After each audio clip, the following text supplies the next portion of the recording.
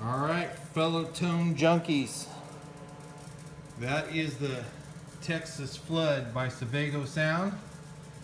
I told you guys I'd show you this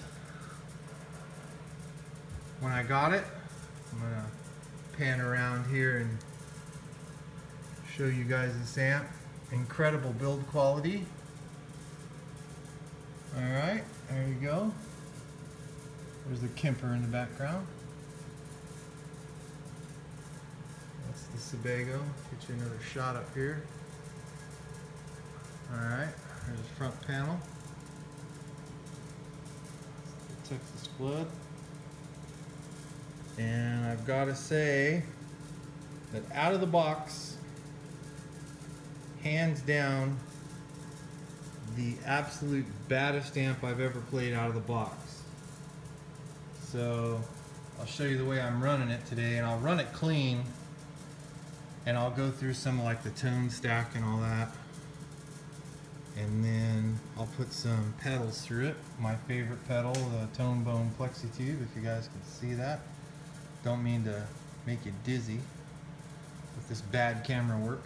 And it's one of my other favorite pedals, which is the English Muff, or whatever they call the damn thing. Alright.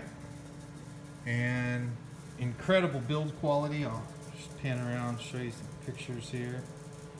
We'll flip it up. It's on right now. Remember guys, high voltages, don't mess around with this stuff. You don't know what you're doing. So I'm going to kill it. And I'm just going to shoot this little video to show some of the guys out there.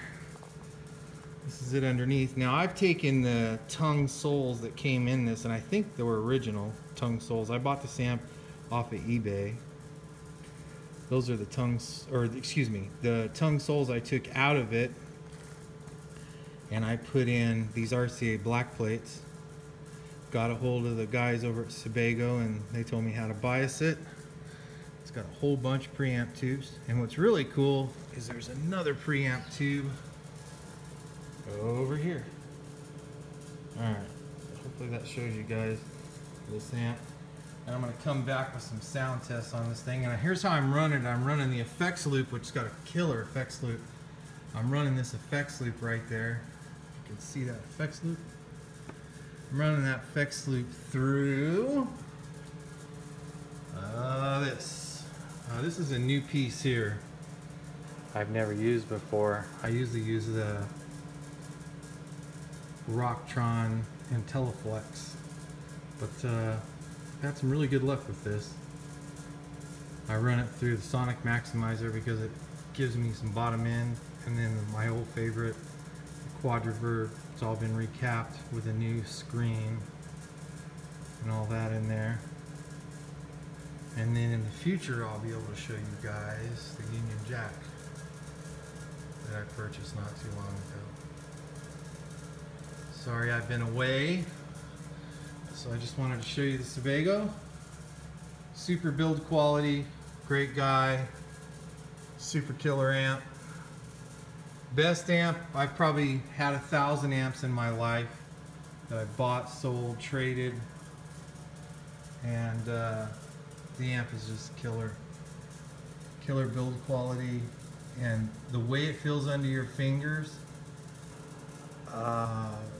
just not even real. It's a Dumble clone, and it's the most,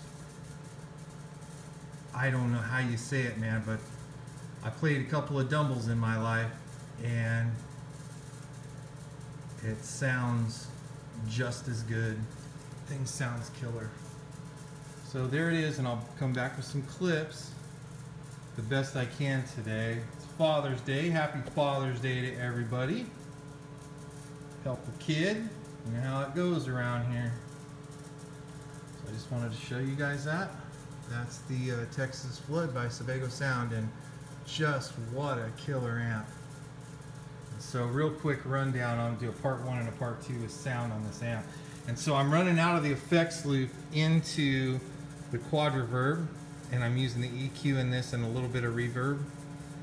Then I run through the Lexicon MX200, and then through the BVE Sonic Maximizer, and of course the Samsung for all my power supply. And if you hear that noise in the background, I've got a AC in it running here and a